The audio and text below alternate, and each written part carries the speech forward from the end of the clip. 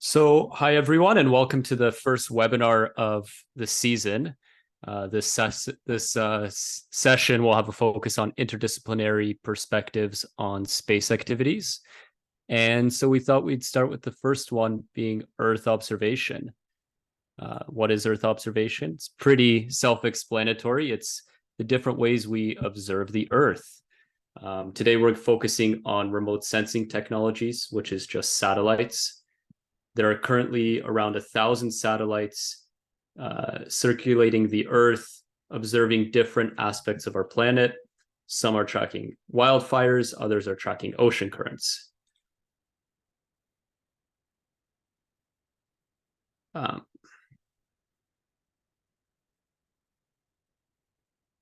Sharanjit, you're muted. You're right. So here is what the agenda for tonight will look like. So we'll start with introducing our awesome panel, and then we'll go into what the current state, what today looks like for Earth observation, and then touch on to the current challenges, and then future opportunities, and then how you can get involved. And we will just wrap it up with the session. So to talk about Earth observation, we're joined by an all-star panel today. Eric Choi is the Director of Business Development at SGAC in Montreal. He is helping people and companies access the data that SGAC collects. And also to note, he's a great sci-fi author. Marcel Morin is the owner of Lost Art Cartography, and he uses Earth observation data in his map making, helping the public to understand the data that these satellites collect. Alex Douglas is an intermediate software developer at MDA. He's part of a team that helps make it possible for this data to actually be collected. And Estelle is a senior policy and licensing officer with Global Affairs. She is working on ensuring that Canadian satellites follow the rules and that the rules allow us to collect Earth observation data safely and effectively. Awesome. So let's move on to more Earth observation questions. So I would like to ask Alex, Eric, and Estelle first to describe how you are involved with Earth observation. So we'll start with Eric. Thanks. I just wanted to say it's a real pleasure to be here, and I'm thrilled to be talking about this exciting topic that is near and dear to my heart. So in terms of the question, I believe it was phrased how you are involved, as in me personally being involved in Earth observation. So obviously, I am currently with SGAC, which is an innovative small company based out of Montreal. And we currently have 9 satellites in space that perform facility level greenhouse gas monitoring of any site in the world. And what's remarkable, and I didn't know this, in fact, before I joined the company, is that we are currently the only capability, either commercial or governmental, in the world that is actually able to do this, which is kind of neat to think about, that a small company based in Montreal is doing these amazing things. My own personal career and journey also started with observation. So a very, very long time ago, there was a satellite called RadarSat that used synthetic aperture radar to map the surface of the Earth. So I am myself not an Earth scientist or data scientist. I'm actually an engineer. So I was involved in the flight operations team for the RadarSat mission. So for me to be now later in my career being with an innovative company like SGAC is really kind of, I guess you could say, going full circle for me. Awesome. Thank you, Eric. Next, I will move to Alex. Hey everyone, my name is Alex, and thank you very much for inviting me to this panel. I'd like to first acknowledge that currently we're working on the Squamish First Nations territory, and doing the work here at MDA has allowed us to continue going forward in that regard. For me personally, my involvement in Earth observation is very much down to the ground segment, working with the software side and organizing satellite information telemetry being passed around to and from orbit to data centers. So I'm very much hands down on the ground in that regard. So in terms of using data science or identifying geospatial anomalies, that would be someone else. I just make sure that the data packets get down. So that's kind of where I'm at. Awesome. Thanks, Alex. Estelle.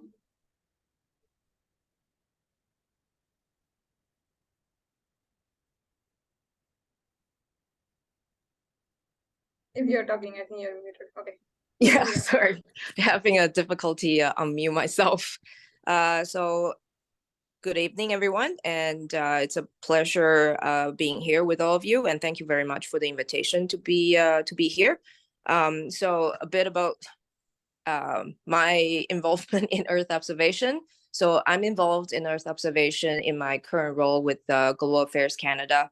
Our section administers Canada's Remote Sensing Space Systems Act on behalf of the Minister of Foreign Affairs.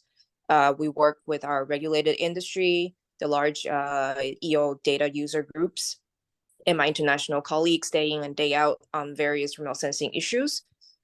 Personally, I'm also very passionate to explore how remote sensing technologies could be, could be better used, to address, the environmental climate change issues, as well as, disaster relief efforts. Thank you. Thank you, Estelle. And now shifting to Marcel, someone who uses Earth observation data day to day. Marcel, how do you use EO in your work, and could you maybe describe your process? Hi, thanks for inviting me. This is very interesting. So I actually never really had much interaction with Earth observation because I've been doing GIS cartography for about 30 years, 15 spent in forestry in Vancouver, and so we never really used that type of data. But about a couple of years ago, I was invited to participate in the Canadian Space Agency's satellite art project, and so I wasn't really sure if I was going to take that on because I'm kind of was out of my realm of expertise. And once I developed a workflow, I did participate in it, and then I kind of unleashed a torrent of cool images that I kind of got addicted to for the last couple of years. Did you want me to share my screen, or? Yeah, yes, please. Could you share your screen and maybe let's see some of these cool screen. images. Yeah.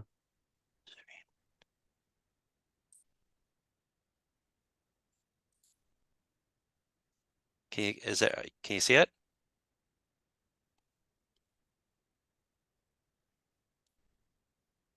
We can see it. Okay. So this is, I'll just try to go through these as fast as I can. So this is just a big collage of a whole bunch of images that I've been working on for the past couple of years. So this one was the one that I worked on for the Canadian Space Agency Satellite Art Project, and this was the theme was winter in Canada. So this is Meat Cove in Cape Breton, and so this is a Sentinel-2 image, and I developed a workflow to merge Sentinel-2 with LiDAR data, provincial LiDAR data, and render hill shading models in Blender to create a really pristine Sentinel image that looks three-dimensional with the hill shading. So a lot of times you're trying to do cloud-free stuff, but this is kind of like from an artistic point of view, where this is Cape Chignecto and Isle Haut in Nova Scotia, and I really like the cloud formations that made this the low-lying fog that made this image quite interesting. This is West Cape and Prince Edward Island. The water just totally fascinating. There was a little bit of cleanup that I had to do, and then I discovered that there's one of the largest wind farms in PEI, and those yellow dots are the windmills. This is Kensington, Prince Edward Island. So this little town has, I just thought this was an interesting urban formation where all the roads are going to a center point. It sort of looks like something you'd see in Ireland, but it's in Prince Edward Island, and all the red is the potato fields. This large image of Digby Neck, again, this is all Sentinel-2 merged with LiDAR data. Just the really neat looking water, and I incorporated historical lighthouses and the historical railway that once traveled through this area. This is Mabou and South Cape Highlands and Inverness and Cape Breton. It's interesting geological feature I was always fascinated with, just this little cluster of hills. So this image turned out really good, and the water is again, I'm fascinated with the water, and a lot of times with the water, I'm having to there's a lot of banding and stuff, so I'm using Photoshop and Illustrator to color balance and correct the water, so the resulting images are pristine. This is the Tusket Islands and the Chepaug River in the South Shore near Yarmouth, Nova Scotia. This is a very large intertidal zone, and one of the largest clusters of islands in Nova Scotia. So, Marcel, I'm just going to have to, sorry, cut you off a little there. Yeah. I would like to see more, and I think it would be great if we could circle back to this. Okay. But just to involve the other panelists a little bit, maybe we can move on to the next question, if that's okay. Yeah. How do I turn the sharing screen off? I'll just get Sharon G to share her screen. There we go. Perfect. Awesome. Thanks, Marcel. Thank you, Marcel. Those were amazing pictures. Next up, we would like to know how significant is Earth observation in your fields? And we know that all of you have already touched on this section, but we would have a specific questions for each of you. I would like to start with Alex, and I would like to ask you how essential is Earth observation when it comes to the satellite mission sector? And in terms of specifically, how is it the satellite mission sector only about Earth observation? It's a very big question to ask in short little time that I have. So I had to really narrow it down a bit more. So it is very important to have Earth observation. And the best way to do so is from, the highest point you can observe Earth at, and with the most detail as possible. So having satellites do that and carry the payloads, the sensors, optical capabilities and whatnot, is essential. And especially if you're trying to monitor remote areas that is not humanly possible to reach at in a timely manner. So having a satellite able to just orbit around the Earth, or having a capability, is just a huge boon, not just for governments, but for other individuals specifically that have a need to ensure that the land that they live on and continue to live on can actually provide, life, essentially. And I know we have another question for you for other terrestrial or extraterrestrial observation. So that's kind of where my mindset has been when I was reading this question. So that's kind of my answer. Awesome. Thank you, Alex. Next up, I would like to ask Eric, how significant is Earth observation when it comes to environmental monitoring? It is very, very significant.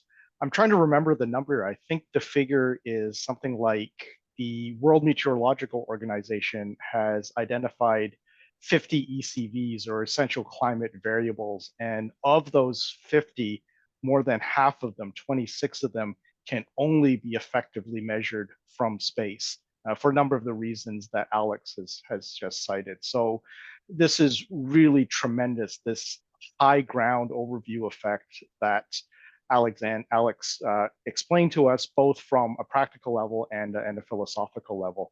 Specifically, what we do at GHGSat, the company was founded in 2011 because at the time there were these emerging cap and trade and carbon credit type systems, and we came to the realization that, well, none of these are very practical or very useful if there's no way to measure and to quantify whether emission reductions are actually taking place. And if you are basing millions and potentially billions of dollars of carbon trading and mitigations, it really ought to be based on quantifiable data. So that was the basis of GHGSat, and just really one example of the significance of Earth observation for environmental monitoring. Maybe I'll close with something that Neil deGrasse Tyson said. I think he said something like, a fundamental change of something is when you can't even imagine what the world was like before that change took place. And I think we're in a place now where it is literally unimaginable, inconceivable that there aren't satellites doing environmental monitoring, looking down at the Earth. It's just something, as with so much space infrastructure, it's now really become something that we can't do without. Thanks, Eric. And I want to ask Marcel to kind of build off of that. We see that EO is really important for environmental monitoring. How dominant is EO becoming in cartography? We have, with the longest time, it was, kind of a luxury to use satellite data, and it really wasn't something you would have used in mapping because, thematically it would be too dominant. But just having this access to this open source Sentinel data has just allowed me to explore, making maps that tell stories using imagery, which can be challenged. So I from what I'm seeing, it's definitely I'm seeing it everywhere. It's being used a lot. And to build off of that, Estelle, how important is it for Canada to get ahead in regulating Earth observation and its uses, both for the domestic market, but also as part of a larger space ecosystem?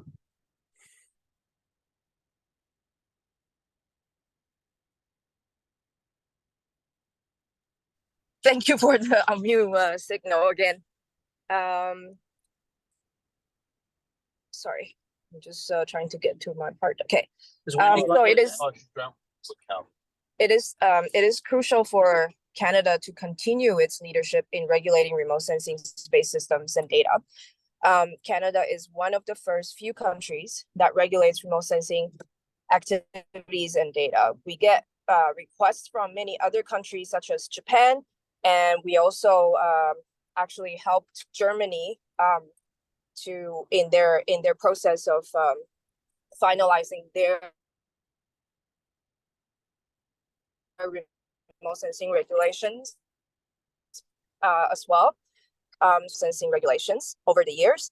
And it is very important that Canada inserts its influence to ensure most spacefaring nations regulate remote sensing activities and data in similar manners to create level playing fields for Canadian industry.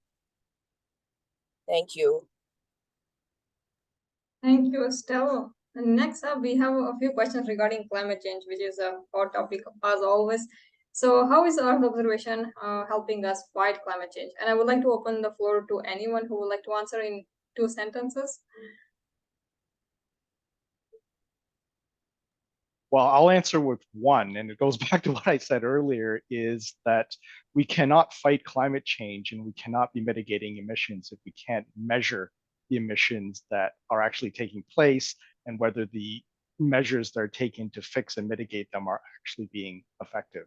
So that's all I have to say. Awesome. Thank you, Eric. In the same vein as well, you can monitor the progress of drier climates and drier soils using synthetic aperture radar in different regions that could help potentially farmers sort of identify where they can grow crops, where to avoid them.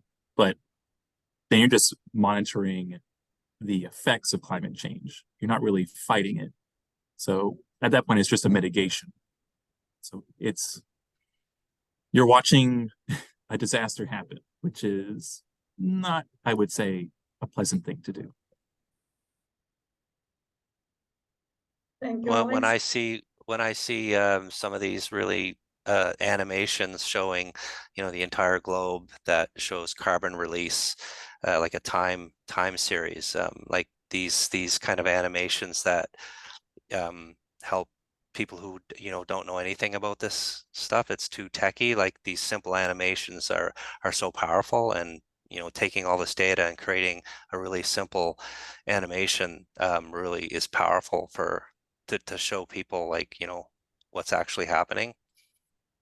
Yeah, exactly. Awesome. Thank you all. And touching on to something that already, Alex, you were talking about farmers and that it can help us mitigate. So do you think Earth observation tools mixed with machine learning have the capability to analyze soils so we can better detect dry conditions? That's a hard one to answer. I mean, there is always going to be a need for monitoring, of course, but to have,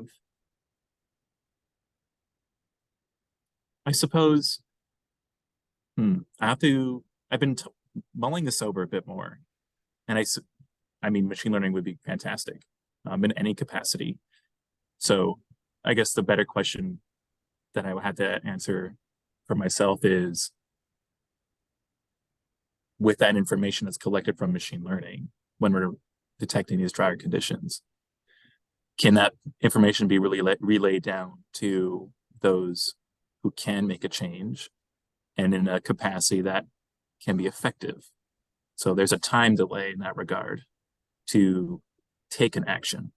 So a lot of that, and there might be some individuals who may expand more, and it's definitely above my pay grade, but the amount of political influence to act on that and the resources needed to do that can be daunting. So simple answer, yes. Awesome. Yes. And I know in the chat, there are some people very excited. So yeah, definitely feel free to share your thoughts in the chat.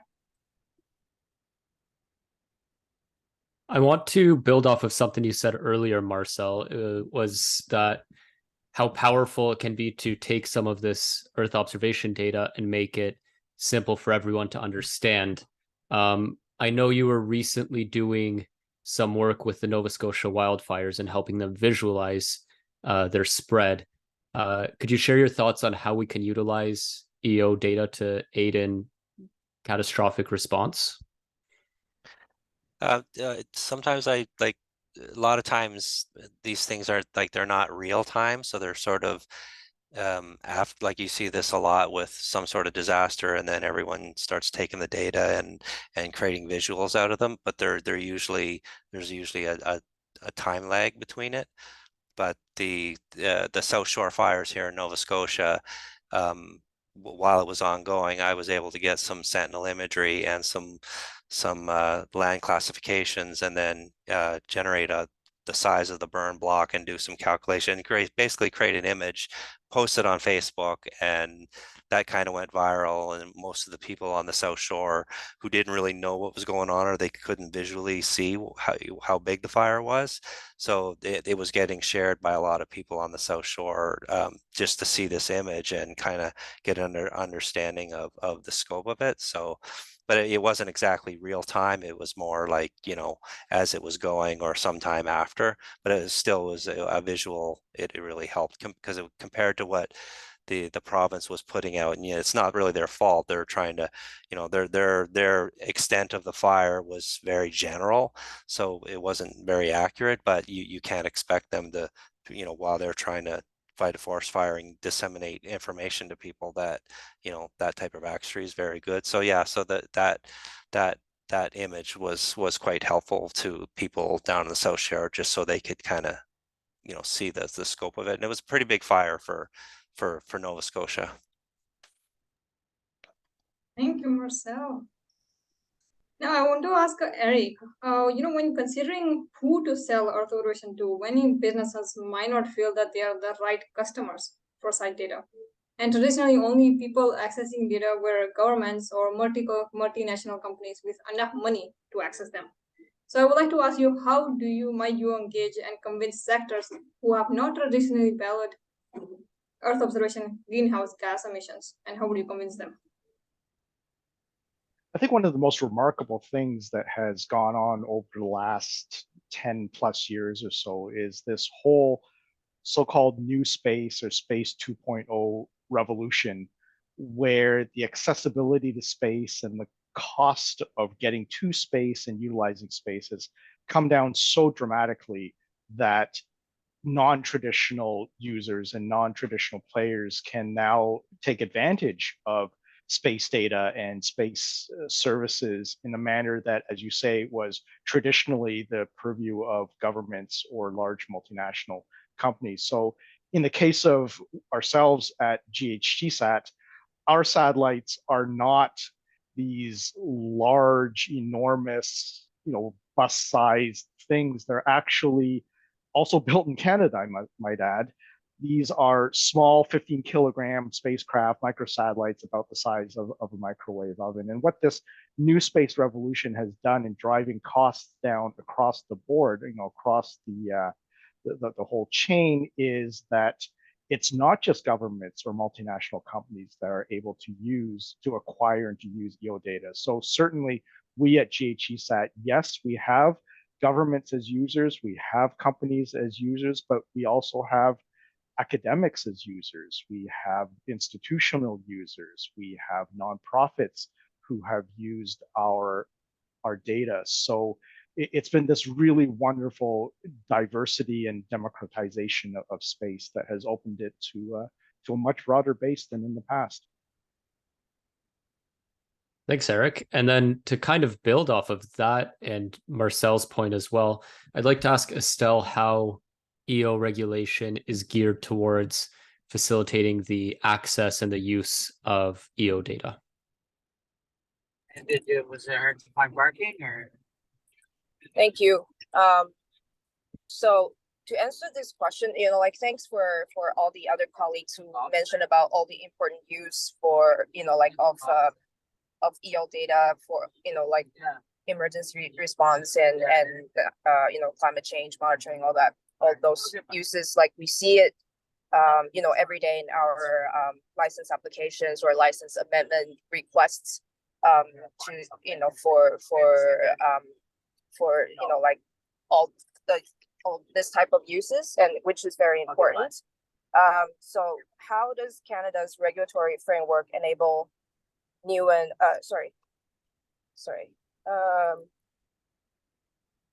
so how is our regulatory regulatory framework or policy be geared towards this? So this topic is a standing topic within our own GAC team, because we have an ongoing modernization process within the GAC team on the Remote Sensing Space Systems Act. And so right now it is one of the priority in the modernization process to explore different ways to streamline any type of application process or approval process to support this type of use, especially for environmental monitoring, climate change monitoring, disaster response use of EO data. However, under our act, the security of remote sensing space systems and the use of its data is equally important as facilitating access, use, and dissemination of EO data. Because the Canadian industry produces some of the very highly sensitive and high-grade remote sensing data. To ensure the competitiveness of the Canadian industry, it is important to ensure that these systems and data are being used and protected appropriately. It is also an important asset to protect Canada's national security and economic security. So GAC constantly consults and work closely with our colleagues within the government, as well as in other countries and international forums, such as in ESA, in the Copernicus program, and our regulatory counterparts in other countries, as well as with our regulated industry and the large data user community, to find better ways to regulate the data to enable these type of distribution of data. Thank you. Thank you, Estelle. Now, next we will move on to the challenges section, what the challenges that we are facing currently when it comes to Earth observation. And I would like to start with Alex. So what do you think are the main engineering challenges that help differentiate Earth observation missions from other types of space missions? So what makes Earth observation missions unique from your perspective and the engineering perspective? Yeah, so the information I can draw from my own background that really helped me answer this question is the amount of computing infrastructure needed across the planet to receive information from satellites down in packets, and then building up those packets into useful information. So typically images, we'll say, for lack of better words, that can give a better idea of the section of Earth that you need to look at. So you need to ensure that the timing of the satellite coming around is primed to then send packets over a specific array that then can process it through a bunch of servers around the world and deliver that to a customer in another part of the world. So a lot of the challenges that my company has been facing so far is to sort of understand how that information can be stored in different servers, and when and where can those servers be deployed, and if we have to access other cloud services, then what are the regulations for them? What's the security infrastructure for that? So there's a lot more going on in layers to sort of actually get this pipeline going. So it's a lot more complicated than it is. A lot of moving parts, and it's constantly being updated, especially if there's going to be a massive amount of customers. I think believe was Eric who mentioned before that, you know, Space 2.0 is not limited to just large agencies and governments now. You know, a lot of the engineering and the manufacturing costs have been reduced significantly. That the payment to sort of access this information has also dropped significantly. So now a lot more people and a lot more associations can acquire the information, which means a lot more users that are going to be accessing the services that we provide. So we have to mitigate that as much as, yeah, we'd have to mitigate that. So it's going to be a new approach for us to sort of understand the user base and see where that goes. So that's going to be a challenge for sure. Awesome, thank you, Alex. And building onto that, I would like to ask Estelle, what are the challenges that are present in regulating EO that do not exist in other outer space and innovative fields? If you could touch briefly on that. Sure. Sorry, 1 second. I just can't scroll to my section. Yeah, so we face many challenges in processing many of the license applications and license amendment requests. And I can't say that we face a particular challenge that does not exist in other outer space and innovative fields, but there might be some a few challenges that we currently face that will be faced by other fields later on.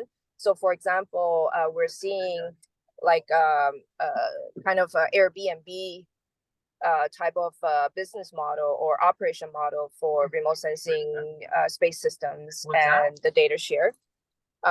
So other than that, I would like to say, one of the biggest challenge for us currently is to get senior political attention and the resource required on this issue, as one of the other colleagues mentioned earlier. It sounds simple, but it's a quite complicated issue, and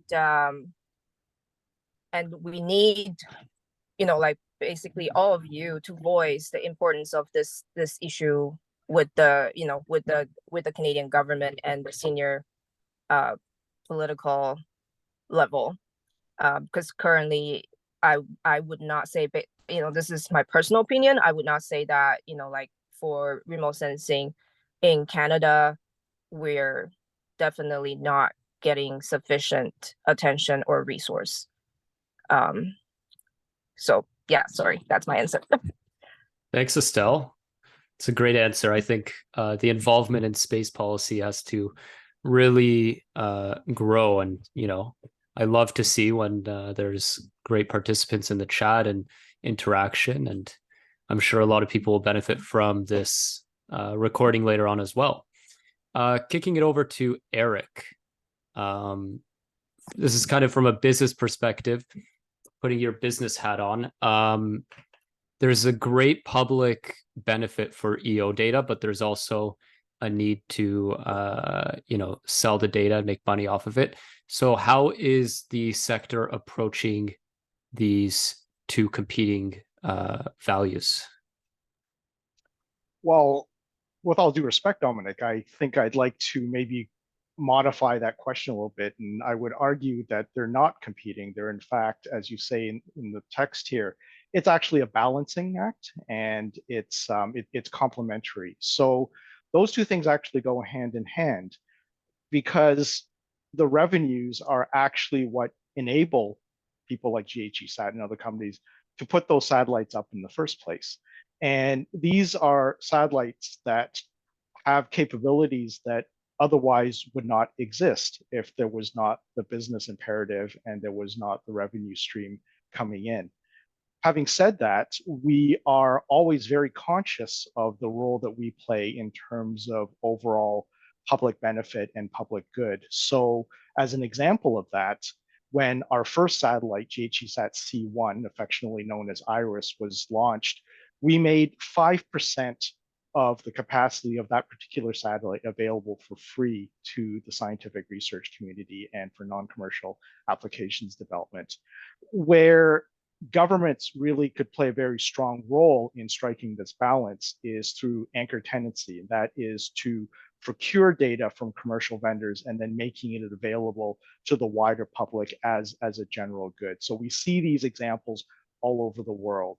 We are currently at GHGSat ourselves under evaluation at NASA for what's called the Commercial Smallsat Data Acquisition Program. We are a member of the European Space Agency's third-party missions program. What both of these programs do is they procure data from commercial vendors and then make it available for free to scientific and applications developers. And most recently, we had an agreement with the Satellite Applications Catapult in the United Kingdom for exactly that purpose as well, that they will make our data available to that research and applications downstream sector in the United Kingdom. And I think this is actually, frankly, an area where Canada is a little bit behind the curve with respect to some of our international peers and our international partners. And there is a recognition in the latest Earth observation strategy from the government of Canada that did call out the importance of commercial data purchase and the need to do some kind of a pilot program for that in Canada. So I certainly hope that that comes into effect soon. Thanks. That's a great answer. And I think you're right. I maybe misworded that. It is a balancing act, not a competing act. But thanks for pointing that out. On a similar vein to Marcel, you have two big players in the Canadian Earth observation industry. And you, as a user of Earth observation data, hopefully a future user of Earth observation data as well, what do you want to see from these companies? And do you think more public access is necessary through these anchoring programs or a reduced cost in general?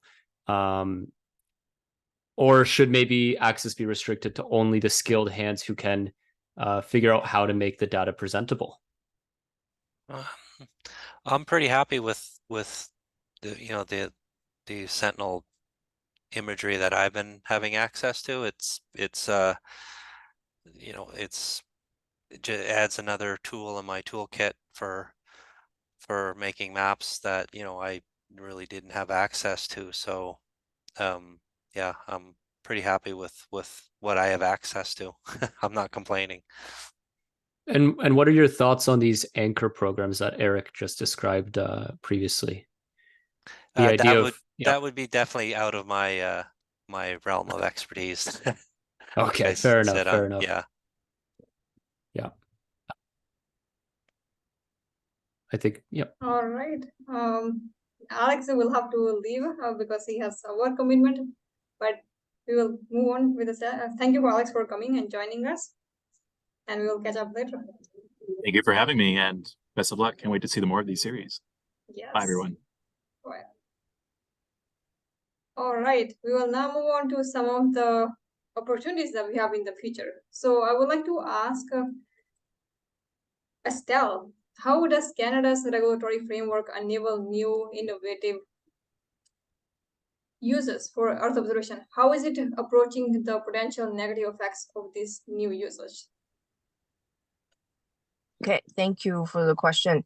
So, under Canada's Remote Sensing Space Systems Act, it is a legislative requirement written in the act that we go through an independent review on the act and the implementation of the act every 5 years. So the last one, I think we already have 3 independent reviews done since the act came into force in 2007. And they're all published on our website, at the Global Affairs Canada's website, if you're interested to take a look. In addition to this legislative requirement, as I mentioned earlier, that the regulatory team within SGAC has an ongoing modernization effort. So the team meets in person like monthly for a day to go through a long list of issues that we try to resolve. So one example is that we're in the process to finalize a 2-tier application process for R&D, academic, and less sensitive missions. So the goal of creating this 2-tier application process for this category of missions is to see if we could simplify the license application process for these missions and to encourage R&D and innovation. SGAC is also part of many space working groups inside the government, as well as in international forums to work on this issue. We also co-chair a multilateral remote sensing regulatory forum with our German colleague, with the goal to coordinate better internationally on remote sensing regulations.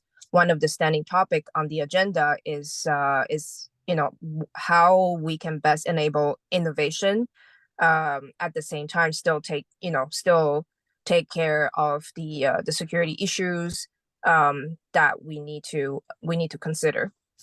Thank you. Thanks, Estelle. And building off of that, as we have these new innovative uses and an expansion of uses, hopefully enabled by the regulatory side of things, I want to ask Eric how getting more EO capabilities can help drive innovation in Canada, and how it might help companies achieve their ESG goals and other deliverables. Yeah, this is a terrific question, because when we think about space, we think a lot about the upstream side of it. So the hardware that people see, the actual physical satellite or the physical ground station or the physical launch vehicle that puts them up. But what is actually much, much more significant, many times more significant, is the downstream innovation and the downstream applications. And I'm trying to think of an Earth observation example off the top of my head, and I can't right now, but so maybe I'll use the example of GPS or global navigation satellite systems in general. So the upstream of that is that the US government, for example, spent billions of dollars to put up the GPS constellation, or Europe spent billions of euros to put up the Galileo constellation. That's just the tip of the iceberg. Is what that initial government investment enabled was 5, maybe 10, or maybe more times innovation downstream in applications in things, anything from precision agriculture to land use, things that people would not have even imagined you were able to do when somebody in the late 1970s came up with the idea of just providing precision timing data for military purposes for the US government, that there were all these other civil applications and commercial applications. And really, that's the part that excites me about what GHGSat is doing. Sure, we're providing these methane observations, but what's exciting is I don't even know what people are going to be doing with this. All I know is that it's going to be amazing, and it's going to be, really, really cool. Thank you, Eric, and I agree. Oh, it's amazing, but we don't know what it is, but yes, there is lots of excitement, lots of potential for the future. Next up, I would like to ask Marcel, with EU being such a promising and growing industry, how much room do you see for artistic uses of Earth observation, and how might we ensure that these uses are not drowned out? Yeah, I'm definitely seeing a lot of artistic renderings and visualizations and animations coming out, especially these type of web mapping that are tapping into fire data. So where you're having a web map that's showing all this information, and you can zoom in and zoom out. For me, it's more just I've been using this imagery just for fun, but that's sort of branched out into some other projects, like the Chilcotin Territorial Government in Williams Lake in British Columbia, generating a extremely large sentinel image of their territory that's going to be about 14 feet wide and 9 feet high, printed on a special dye bond material and wall mounted. And they'll be able to use this to bring people in and explain their territory. So I don't see any deterrence to the artistic end of things. It seems like it's just getting started. That's awesome, and that's very promising.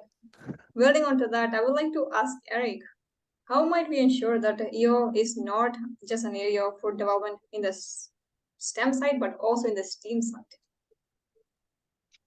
Something that is near and dear to my heart, both as an engineer and as a science fiction writer. I would actually have expanded this question, so I'll expand my answer a little bit into saying that the arts, has to be an integral part of not just Earth observation, but really any scientific or technical endeavor. We need to have the arts in there. We need to have people like Marcel and others. Maybe this is getting a little bit philosophically here, but I really think that the arts is, that sort of connection between the head and the heart that makes us all human. And ultimately, when we talk about not just Earth observation, but space applications in general, space utilization or the exploration of space, if we say that it is for all humankind, then all humankind has to be involved in that. And that has to be diversity writ large, including diversity of background, diversity of knowledge, diversity of skills. And so that has to include the arts. The A absolutely must be in there. That's really inspiring, Eric. Thanks for that. For justifying me as not a STEM student to be in space. It's great to hear. We're wrapping up slowly, but I'd like to look forward. We've been talking a lot about how Earth observation is currently functioning and its current uses, but really generally. So take this whichever way you want. I'd like to ask everyone what the future of Earth observation looks like to you personally, and maybe I'll start with Marcel. Well, the data visualization that I'm seeing, where you're pulling all this information, carbon and stuff like that, and creating these visual tools. That's to create these animations and allow people that that aren't into all this kind of stuff and have it so simple, and where they can just look at it and have a better understanding.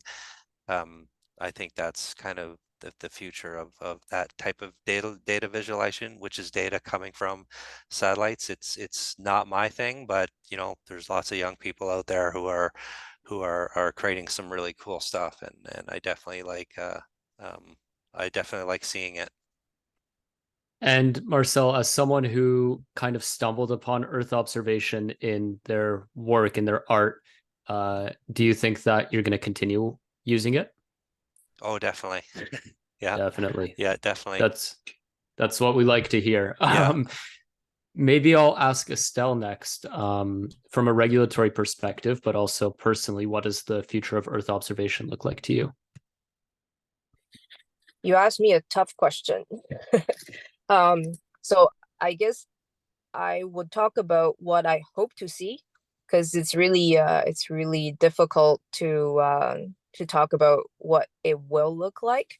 But I hope to see that the government of Canada will give more attention and resource in the field of EO, regardless whether it's on EO policies or on regulations or on the use of EO data, because there is a lot of areas that EO can be put into really good use, and which is not currently being used, as far as I can see in my work.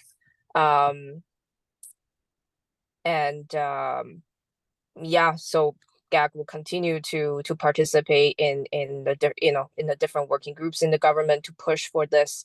But definitely, like everybody's voice of what they hope to see would be very, very helpful and very, very, very important. So we welcome any suggestions that just send it our way, and then we'll bring it up into all the different government forums that we're part of. Thanks, Estelle. So I'm hearing more use and more use. Eric, what do you think? What does the future of EO look like to you? Well, I'll touch on two aspects, one technological and one societal. So technologically, we're going to see more and more innovative new capabilities, and a lot of this is going to come out of Canada. So we at GHGSat, we've been using our satellites to monitor methane for a number of years. Our first commercial carbon dioxide satellite is going to be launched before the end of this year.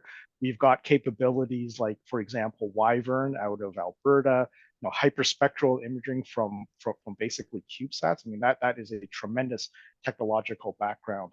On the societal side, I'd like to think that the future is pretty much what I sketched out earlier to the earlier question about who is involved and who uses EO. And that is a future that is more inclusive and more diverse, of all kinds of people, be it not just governments and industry, but academia, researchers, nonprofits, and perhaps even individuals, having a stake and an ability to realize the benefits, not just of Earth observation, but all space applications in general. Space should be for everybody.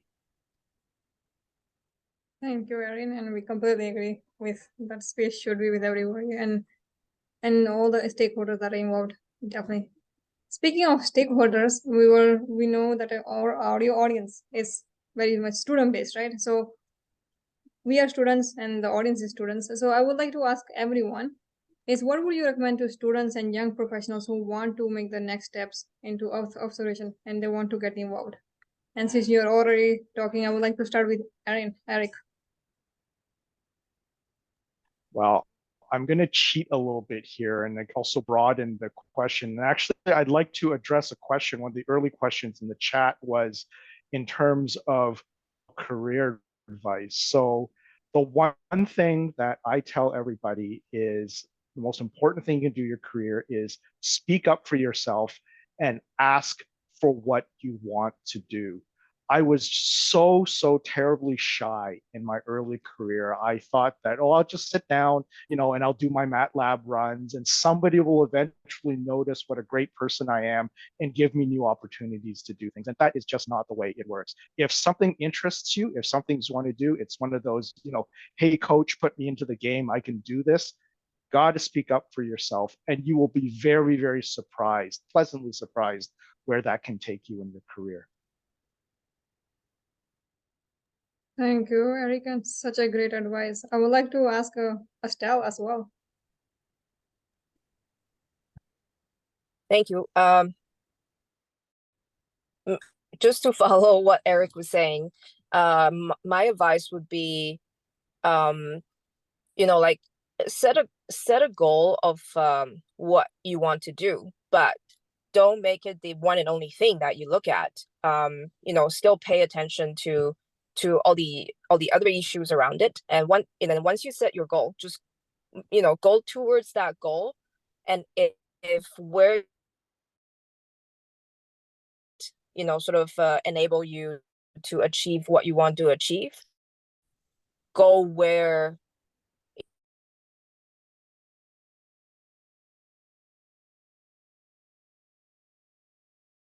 actually a lot of limitations in the working environment. And my advice is don't let those limitations lock you down. Awesome advice, Marcel. I would just say, follow your passions and there were times, when I was working in GIS forestry where, it wasn't exactly exciting. And so I always kind of made small goals, and I always made little side projects for myself to creativity going. So yeah, that's my advice. I think Thank you, that's just about time. We made it pretty well an hour on the dot, which is fantastic. So just to close and wrap up, thank you to all of our wonderful panelists. It's your support that makes events like this possible and really helps the young space community in Canada. Does anyone have any closing statements from our example? Where can we follow your work? Well, if you give me an opening like that, plug my book. So this is my short story collection, Just Like Being There, came out from Springer last year. So check that out, and you can find me on most of the major social platforms. So LinkedIn, Twitter, or whatever the hell it's called now, the big X, Facebook, all that good stuff. Marcel? Yeah, I'm Facebook and LinkedIn, and I make these maps, and I'm always posting them on Facebook and trying to tell a little story about history and geology or whatever, and yeah, that's kind of what I do. That's Lost Art Cartography, right? Yeah, I have the Lost Art Cartography Facebook page, and I have my own Facebook page, so I share to both, and then I have LinkedIn, and that's pretty well the extent for my social media. Wonderful. And Estelle? So I'm a public servant, so my contact information is published online, available. Just Google my name on government websites, or I'm also on LinkedIn. And please, don't hesitate if you have any questions, any suggestions, just send an email to my email. And then you can also find me volunteering at humane societies. And one of is volunteer is important, if you have time to do that. That's great. And then yeah, and the last thing is I think tonight is the last super moon of the year. If you're interested to take a look. I'll go to my window right after right after we log off. Thanks, Estelle. So yes, please keep in touch to all of the participants. Our next slide has our socials. We will have our next event sometime the end of November. Our next event is on celestial body settlements, exploring some of the legal and technical challenges with that. So I hope you can join us. And there's a feedback survey as well. Anything else, Sharon G?